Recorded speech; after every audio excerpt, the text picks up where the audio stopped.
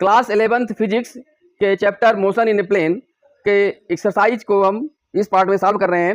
इसके पहले के पार्ट में कुछ क्वेश्चन को पहले से सॉल्व कर रखा है इसी चैप्टर के, और डायमेंशन, यूनिट एंड डायमेंशन का चैप्टर हो गया, motion in a straight line का लेक्चर वीडियो और साथ में उसके अनसॉल्व क्वेश्चन को अपलोड किया हुआ है। आप लोग क्लास 11 फिजिक्स के डिस्क्रिप्शन बॉक्स में जाकर के आप चेक कर सकते हैं। इस वीडियो को भी डिस्क्रिप्शन बॉक्स में है, लिंक को वहां पर जाकर देख सकते हैं। आप लोगों का ब्रेन बूस्टर चैनल में वेलकम है।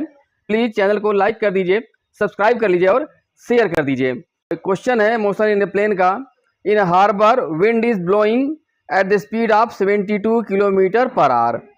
हार्बर जहाँ पर बड़े जहाज जो हाल्ट करते हैं, जहाँ पर रुकते हैं, एक तरह से इसको हिंदी बोलते हैं बंदरगाह, ठीक है, तो वहाँ पर उसको बोलते हैं हार्बर। और वहाँ पर जो विंड स्पीड है वो क्या है, 72 किलोमीटर पर आवर। मतलब स्पीड की बात कर रहे हैं, यहाँ वेलोसिटी की बात अभी नहीं हुआ, VW लिख दे रहे हैं, 72 kilometre per hour. And the flag on the mast of a boat anchored in the harbour flutters along the north east direction. मतलब एंकर्ड है, एंकर्ड का मतलब वो जहाज जो है वो रुका हुआ है, ठीक है, हार्बर में। जब रुका हुआ है तो उसमें जो उसके मास्ट में जो फ्लैग लगा हुआ फ्लटर कर रहा है, नहीं तो इनडायरेक्टली ये विंड की स्पीड बता रहा है कि किस डायरेक्शन में है। तो ये विंड की स्पीड है अलोंग नॉर्थ ईस्ट डायरेक्शन, ठीक है, नॉर्थ ईस्ट डायरेक्शन में विंड ब्लो कर रहा है। ओके, अब आगे देखिए, इफ द बोट स्टार्ट, अभी तक रुका हुआ था, बोट स्टार्ट हो रहा है, मतलब वो मूव कर रहा है, start at a speed of 51 kilometre per hour to the north, यानी कि VB इसकी जो स्पीड है वो 51 किलोमीटर पर आवर है, और उसकी डायरेक्शन क्या है, टुवर्ड्स नॉर्थ डायरेक्शन है।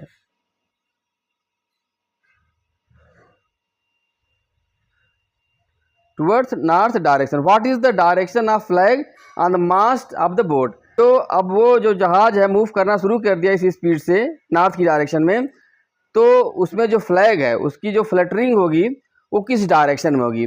जब रुका हुआ था तो वो नॉर्थ ईस्ट डायरेक्शन में फ्लटर कर रहा था। अब जहाज के मूवमेंट के कारण उसमें चेंज आएगा, तो जो उसका मूवमेंट होगा फ्लैग का वो होगा विथ रिस्पेक्ट टू बोट। अभी तक क्या बोट रुकी हुई थी, तो फ्लैग की जो डायरेक्शन थी विथ रिस्पेक्ट टू ग्राउंड था। अब फ्लैग अब बोट मूव कर रहा है, तो जो उसकी डायरेक्शन होगी फ्लैग की वो that will be the with respect to the direction of boat. तो यहाँ पर हमको निकालना है resultant velocity of flag with respect to direction of boat. अब फ्लाइट की डायरेक्शन की बात अगर करें तो वो हो जाएगा इनडायरेक्टली डायरेक्शन ऑफ विंड। तो we have to find the direction of wind with respect to the velocity of boat.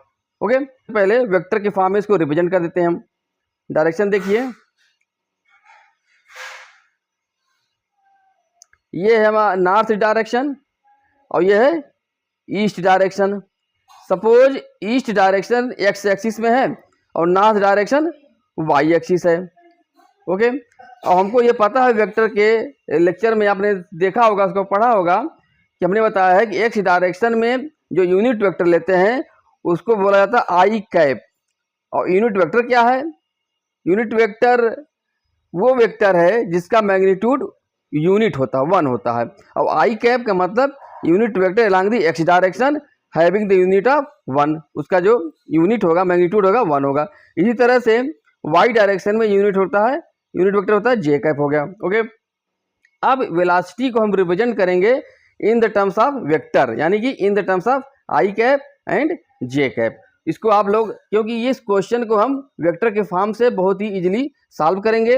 अगर वेक्टर का आप यूज नहीं करेंगे तो ये टफ क्वेश्चन की कैटेगरी में आ जाएगा, लेकिन अगर वेक्टर के यूज करने से ये बहुत ही आसानी से हो जाएगा। लेकिन आपको वेक्टर का कॉन्सेप्ट अच्छी तरह से पता होना चाहिए। इसके लिए आप लोग हमारा वीडियो अपलोड है उसको जरूर देख लीजिएगा, वेक्टर वाला वीडियो। ओके, सबसे पहले वेलोसिटी ऑफ बोट, यानी कि VB के ऊपर हम अब एरो लगा दे रहे हैं, तब ये क्या होगा, वेलोसिटी हो गई। वेलोसिटी ऑफ बोट निकालने के लिए, क्योंकि वेलोसिटी में 2 पार्ट रहेगा, एक होगा इसका स्पीड यानी मैग्नीट्यूड, दूसरा डायरेक्शन। तो मैग्नीट्यूड क्या है, 51 किलोमीटर पर आवर है, और इसकी डायरेक्शन क्या है, एलॉन्ग नॉर्थ डायरेक्शन। तो नॉर्थ डायरेक्शन में हम लेंगे यूनिट वेक्टर, यूनिट वेक्टर लेंगे क्योंकि इसमें यूनिट वेक्टर इसका मैग्नीट्यूड तो 1 है, तो मैग्नीट्यूड से मल्टीप्लाई करेंगे 1 से तो यही आ जाएगा और डायरेक्शन इसमें आ जाएगा, यानी ये हो जाएगा जे कैप। हो गया। अब ये हमारा हो गया वेलोसिटी ऑफ बोट। इसमें मैग्नीट्यूड हो गया 1 इंटू 51 किलोमीटर पर आवर। 1 किसका, इसका मैग्नीट्यूड है, तो टोटल मैग्नीट्यूड होगा 51 और डायरेक्शन होगा जे कैप के अलांग, यानी नॉर्थ डायरेक्शन में। सिमिलरली अब हमको निकालना है वेलोसिटी ऑफ विंड, लेकिन यहाँ पर जो वेलोसिटी के डायरेक्शन है वो क्या है, अलांग नॉर्थ ईस्ट डायरेक्शन है। अब पहले इस डायरेक्शन में हम यूनिट वेक्टर निकालें और उसको इससे मल्टीप्लाई कर देंगे तो हमको वेलोसिटी ऑफ विंड मिल जाएगी। तो इसके लिए क्या करेंगे हम, इसको ध्यान से देखिए कैसे निकालेंगे हम। इस डायरेक्शन में ये हो गया हमारा आई कैप इस डायरेक्शन में, और जो हमारा नॉर्थ ईस्ट डायरेक्शन है वो क्या है 45 degree from east and from north, दोनों से 45 बनाएगा यहाँ पर। तो आपको क्या निकलना, आई कैप, और इधर क्या है जे कैप है, तो I cap plus J cap करेंगे हम, आई कैप प्लस जे कैप। क्यों करेंगे, क्योंकि 45 डिग्री है तो इसका जो कंपोनेंट होगा एक्स एक्सिस और वाई एक्सिस में बराबर होगा, इसलिए आई कैप और ये इसके पैरेलल जे होगा, जे कैप हो गया। तो ये हो जाएगा हमारा आई कैप प्लस जे कैप। ठीक है, ये 45 बनाएगा, tan 45 इक्वल टू 1 होता है, इसका भी मैग्नीट्यूड 1, इसका भी मैग्नीट्यूड तो 1 आ जाएगा, ये 45 डिग्री बनाएगा ही बनाएगा। और ये जो वेक्टर बनेगा ये ओ है, ये ए है मान लीजिए, ठीक है। तो O A vector will be equal to I cap plus J cap, लेकिन हमको इस डायरेक्शन में यूनिट वेक्टर निकालना है, ठीक है। तो ये हो जाएगा यूनिट वेक्टर अलोंग ओ ए, इसका हम कर देते हैं ओ ए कैप कर दे रहे हैं, तो क्या हो जाएगा O A vector upon magnitude of O A vector होगा। तो I cap plus J cap upon इसका मैग्नीट्यूड क्या हो जाएगा 1, इधर 1 है, और देखिए हाइपोटेनस इक्वल टू क्या हो जाएगा √2 आ जाएगा यहाँ पर, क्योंकि ये भी इसका मैग्नीट्यूड 1, इसका भी मैग्नीट्यूड 1, तो इसका मैग्नीट्यूड क्या हो जाएगा √2 हो जाएगा। तो क्या हो जाएगा नॉर्थ ईस्ट डायरेक्शन में जो यूनिट वेक्टर होगा आई cap plus J cap upon √2, इसको आप लोग याद कर लीजिए फर्दर कोई भी क्वेश्चन करने के लिए, ठीक है। जेई में इस तरह के क्वेश्चन अधिकतर आते हैं, तो इस डायरेक्शन को आप याद कर लीजिए। इसी तरह से आप इधर से नॉर्थ ईस्ट हो गया तो नॉर्थ वेस्ट का भी निकाल सकते हैं यहाँ पर, वो हम तुरंत बता देंगे, आप लोग पहले कर लीजिएगा, उसके बाद हम बता देंगे नेक्स्ट वीडियो में। अब यहाँ पर आ जाएगा VW वेलोसिटी ऑफ विंड, तो मैग्नीट्यूड को मल्टीप्लाई कर देंगे हम यूनिट वेक्टर से, तो हो जाएगा 72 kilometre per hour into unit vector I cap plus J cap upon √2 हो गया, ठीक है।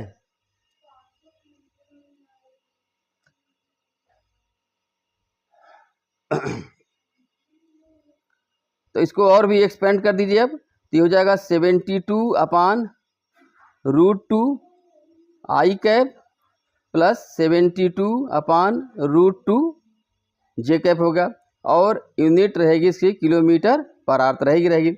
अब हमको निकालना है velocity of wind with respect to boat, ठीक है। तो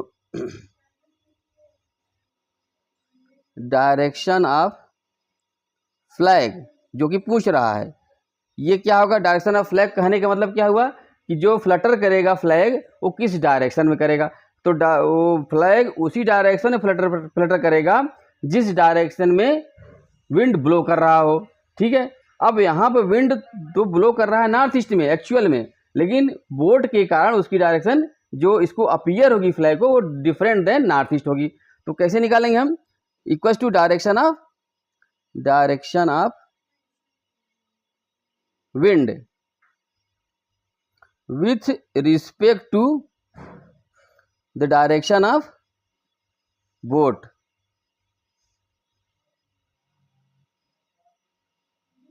ठीक है। तो यहाँ पे आप डायरेक्शन नहीं निकाल के हम सीधे वेलोसिटी ऑफ विंड निकाल रहे हैं, है ना, डायरेक्शन ऑफ ब्लैक। तो क्या हो जाएगा वेक्टर जिसकी निकालनी हो, मतलब जिसका वेलोसिटी वो उसको पहले लिखते हैं और जिसके रिस्पेक्ट निकालना उसको माइनस करके उसको लिख देते हैं। तो हमको निकालना है किसका, विंड की डायरेक्शन, वी डब्ल्यू पहले लिख देंगे minus v vector v b निकाल देंगे। ओके, तो यहाँ पर क्या आ जाएगा, किसकी डायरेक्शन आ जाएगी, विंड की डायरेक्शन आएगी किसके रिस्पेक्ट में, बोट के रिस्पेक्ट में, तो वेक्टर वी डब्ल्यू बी होगा। इसको आप यहाँ वैल्यू रख दीजिए जो आपने निकाला है, तो वी डब्ल्यू ये हो जाएगा, तो 72/√2 आई कैप, तो यहाँ जे कैप है तो ये एज इट इज रहेगा 72/√2 आई कैप प्लस पूरा पहले लिख देते हैं तब आगे बढ़ते हैं, जे कैप किलोमीटर पर आर माइनस 51 किलोमीटर पर आर जे कैप हो गया। अब यहाँ पर अब इसको सॉल्व कर लीजिए, 72/√2 मतलब ये हो जाएगा 36 × 2 और √2 से डिवाइड करेंगे 36√2 आ जाएगा यहाँ पर। ओके, तो इसको लिख लीजिए, ये हो जाएगा 36√2 आई कैप। हमको मैग्नीट्यूड से मतलब है नहीं, क्वेश्चन पूछ नहीं रहा, पहली बात तो ये है, तो हमको इससे मतलब है। प्लस अब यहाँ पर जे कैप के दो टर्म है तो इसको एक ब्रैकेट में कर लीजिए, तो 36√2 माइनस 51 जे कैप यूनिट रहेगा, दोनों की यूनिट क्या रहेगी, किलोमीटर पर आर। अब 36 × √2 का मतलब हुआ 1.414, इसको मल्टीप्लाई करेंगे तो आपका आंसर आ जाएगा 50.91 अप्रॉक्सीमेटली इक्वल्स टू 51 हो गया। तो ये 51 माइनस 51 क्या हो जाएगा, अप्रॉक्सीमेटली 0 हो जाएगा, ये कैंसिल आउट हो जा रहा है लगभग।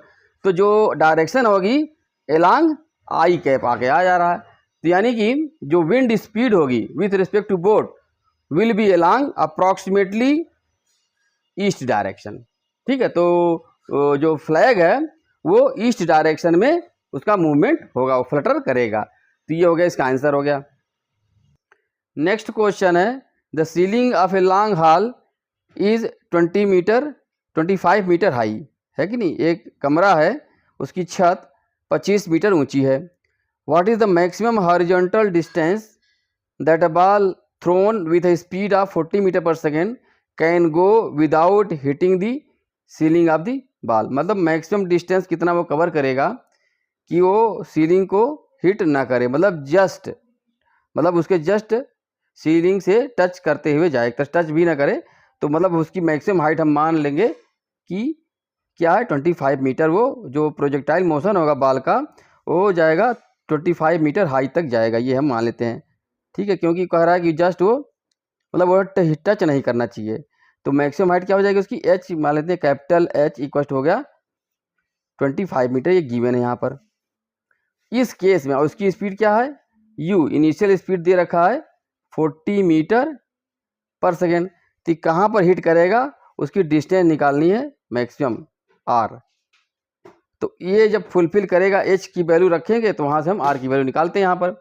तो एच दिए रखा है यहाँ पर, एच इक्वल टू है 25 मीटर और आर हमको फाइंड करना है यहाँ पर। और एच का फार्मूला होता है, आप लोग पढ़े होंगे, उसका डिराइव हमने कर रखा है, तो वहाँ पर आप जाकर देख सकते हैं। तो हो जाएगा u square sine square theta upon 2g। Theta क्या है, angle of velocity, initial velocity with the direction of horizontal direction से उसकी एंगल बताता थीटा, यहाँ तो हो जाएगा। और u क्या है, इनिशियल स्पीड है यहाँ पर, और g gravitational acceleration acting downward. ठीक है, g हो गया। अब यहाँ पर ये 25 दिए रखा है, u भी दे रखा है। अब उसके पहले बात करते हैं r की वैल्यू। r क्या है, मैक्सिमम रेंज, इसका फार्मूला होता है u square sine 2 theta upon g होता है, ये भी हमने प्रूफ करा है। अब यहाँ पे इसको एक्सपेंड कर दीजिए, u square upon g into 2 sine theta into cos theta होगा। तो यहाँ से हम साइन थीटा की वैल्यू निकाल सकते हैं, क्योंकि u गिवन है और g भी g के टर्म निकाल सकते हैं यहाँ पर। तो आप साइन स्क्वायर थीटा पहले निकाल लीजिए, तो यहाँ से आ जाएगा, यहाँ से sine square theta equal to हो जाएगा 2gh अपॉन u स्क्वायर हो गया। सिमिलरली यहाँ से हम cos स्क्वायर थीटा भी निकाल सकते हैं। ये होता है under 1 minus sign square theta, तो 1 minus 2gh upon u square, या साइन थीटा की बात करें इसको भी लिख दीजिए you square minus 2gh upon u square हो गया। अब हमको यहाँ पर चाहिए साइन थीटा, इसका अंडर रूट हो जाएगा, और cos थीटा इसका भी अंडर रूट हो जाएगा। तो सिंपली हम r की वैल्यू अब निकाल सकते हैं। r की वैल्यू हो जाएगी u square upon g into 2, ठीक है, into sine theta under root 2gh upon u square into under root u square minus 2gh upon u square हो गया। यहाँ पर देख रहे हैं, यहाँ तो ऐसा करने से क्या हुआ, अभी हम कोई भी कैलकुलेशन एक्चुअल में नहीं कर रहे हैं, तो फाइनल कैलकुलेशन हम आखिरी में ही करेंगे, ठीक है। अब इसका अंडर रूट यू आएगा, इसका अंडर रूट यू आएगा, तो यू स्क्वायर मल्टीप्लिकेशन हो जाएगा, इधर यू स्क्वायर कट जाएगा यहाँ पर, ठीक है। इधर देखिए जी अंडर रूट में है, और हाँ तो इसको ऐसे बनाए रखिए, तो ये हो जाएगा यू स्क्वायर कट गया तो आ जाएगा 2 अपॉन जी आएगा, 2 रहेगा और अपॉन जी आ गया। अब अंडर रूट में कर लेते हैं जो बचा हुआ है, तो इसके अंदर क्या रहेगा 2gh रहेगा into you square minus 2gh हो गया। बस अब हम फाइनल वैल्यू यहाँ पर पुट करेंगे तो r की वैल्यू आ जाएगी यहाँ पर, तो 2 upon 9.8 metre per second square रखेंगे, g इक्वल टू 9.8 हम रख रहे हैं, दिया नहीं है क्वेश्चन में लेकिन यही माना जाएगा, 9.8 मीटर पर सेकंड स्क्वायर रख रहे हैं, into root 2 into 9.8 into h 25 metre minus u square, u है 20, यू है आपका 40 metre per second square, 40 metre per second, तो हो जाएगा 1600 minus 2 into g into h, ठीक है, 2 इंटू 9.8 इंटू 25, ठीक है। अब इसको सॉल्व कर लीजिए, सॉल्व करने के बाद आपका आंसर आएगा, यहाँ पर ये मल्टीप्लिकेशन का साइन रहेगा, माइनस नहीं रहेगा, ठीक है, क्योंकि यू स्क्वायर 2gh इन 2 है, यू स्क्वायर माइनस 2gh होगा, ठीक है। तो आंसर आ जाएगा 150.509, तो ये हो जाएगा अप्रॉक्सीमेटली हो जाएगा 150.5 मीटर हो जाएगा, तो ये आपका आंसर हो गया। ओके, नेक्स्ट क्वेश्चन करते हैं, 4.16 है इस बुक में, और नई बुक में शायद ये 3rd चैप्टर है। A cricketer can throw a ball to a maximum horizontal distance of 100 metre, ठीक है। तो सेम जो पिछला क्वेश्चन था उसी पैटर्न पर है, उसका मैक्सिमम रेंज दे रखा है 100 मीटर है, इस तरह से वो उसको थ्रो कर रहा है बॉल को। How much high above the ground can the cricketer throw the same ball, given है इसमें मैक्सिमम रेंज,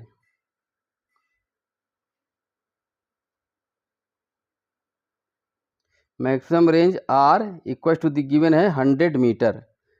तो प्रोजेक्टाइल मोशन हो रहा होगा तभी तो रेंज पर होगा, है कि नहीं। जैसे कि ये हमने क्रिकेटर ने बॉल को थ्रो किया, किसी एंगल पे थ्रो करेगा, ठीक है, तो वो यहाँ पर आर डिस्टेंस पर वो फॉल करेगा, तो इसको बोलते हैं रेंज, ठीक है। और उसकी स्पीड क्या है, इनिशियल वेलोसिटी स्पीड यू है, और एंगल क्या है थीटा है। तो आर का जो फार्मूला होता है वो आपने पढ़ रखा है, आर इक्वल टू होता है u square sine 2 theta upon g. तो जो क्रिकेटर जब थ्रो करेगा तो उसकी अपनी कैपेसिटी होगी, वो कैपेसिटी किस फॉर्म में रिप्रेजेंट होगी, वो होगा उसकी स्पीड के फॉर्म में, मतलब जितने स्पीड से वो फेंक रहा है that is the capacity of cricketer. तो यू स्पीड उसकी मैक्सिमम उसकी कैपेसिटी है, ठीक है। तो उस मैक्सिमम स्पीड से वो थ्रो कर रहा है तो मैक्सिमम रेंज अटेन कर रहा है। तो मैक्सिमम रेंज यहाँ फार्मूला कब होगा, व्हेन ये आर मैक्सिमम कब होगा, आर मैक्सिमम कब होगा, व्हेन साइन 2 थीटा बिकम्स 1, क्योंकि साइन 2 थीटा या साइन थीटा की वैल्यू मैक्सिमम क्या होती है 1 होती है, यानी कि थीटा 45 डिग्री पर होगा, 45 डिग्री पर जब वो थ्रो करेगा तभी वो मैक्सिमम रेंज अटेन करेगा। तो इस हिसाब sin 2 थीटा 1 हो गया। तो यहाँ पर क्योंकि आर मैक्सिमम तब हो जाएगा, आर मैक्सिमम इक्वल्स टू हो जाएगा, ये फार्मूला बन जाएगा यू स्क्वायर अपान जी में, और ये होगा इक्वल्स टू 100 मीटर।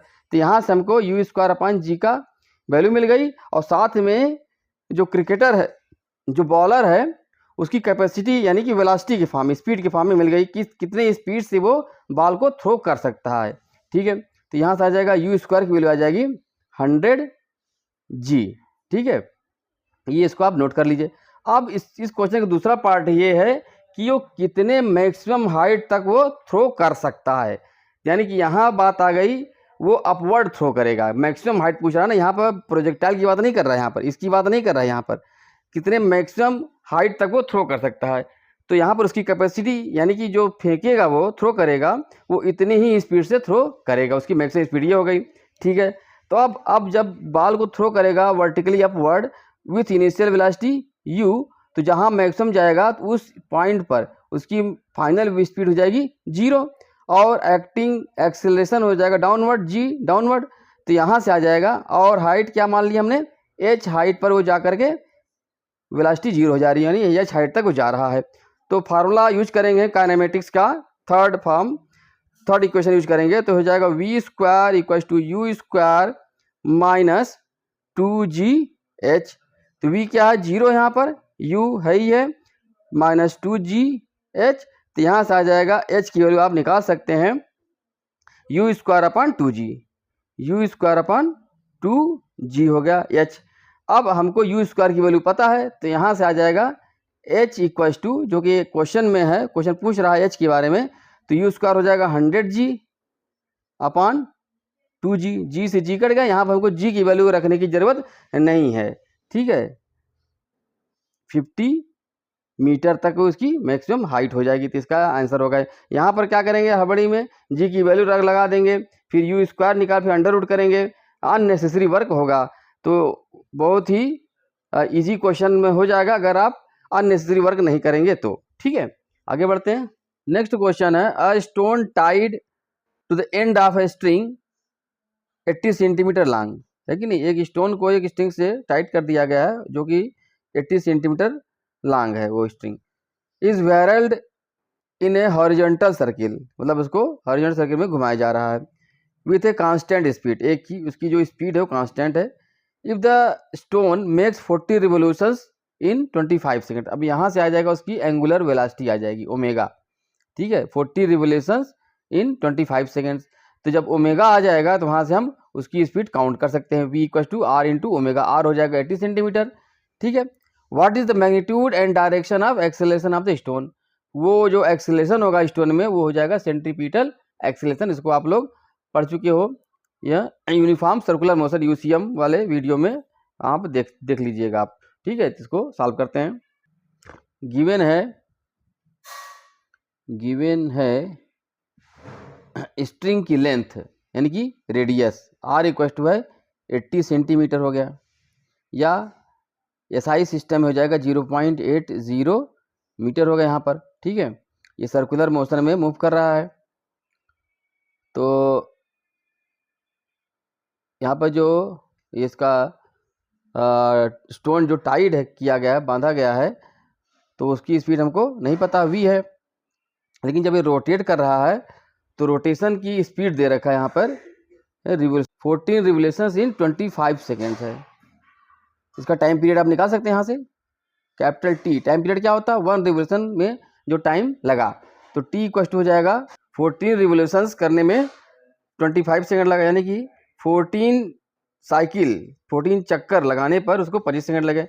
एक चक्कर लगाने पे कितना लगेगा, वो हो जाएगा हमारा उसका टाइम पीरियड, तो हो जाएगा हमारा 25 अपान 14 सेकेंड हो गया। अब यहाँ से उसकी एंगुलर वेलोसिटी निकाल सकते हैं, ओमेगा इक्वल होता है 2 पाई बाई कैपिटल टी, ये फार्मूला होता है omega equal to 2 pi by capital T का, तो वहाँ इसका हम यूज कर लेंगे। तो यहाँ से आ जाएगा, अब जब डिवाइड करेंगे तो हो जाएगा 2 पाई इंटू 14 अपान 25। ठीक है, रेडियन पर सेकेंड, इसकी यूनिट क्या हो जाएगी, रेडियन पर सेकंड। इसको हम सॉल्व करने की जरूरत नहीं है, आखिरी में ही आप लोग सॉल्व किया करिए। पहली बात तो जब ये पूछ नहीं रहा है तो इसको पूरा सॉल्व करने की जरूरत नहीं है, जो पूछ रहा है वहीं पर जाकर सॉल्व करने की आदत डालिए, ठीक है। इससे क्या होगा, इससे आपका टाइम बचा। हो सकता है फाइनल कैलकुलेशन में कुछ टर्म्स कट जाएं और हमारा कैलकुलेशन ईजी हो जाए, तो इस चीज़ का भी ध्यान रखिए आप लोग। अब कह रहा है कि उसकी एंगुलर, उसका पूछ रहा है कि एक्सेलरेशन।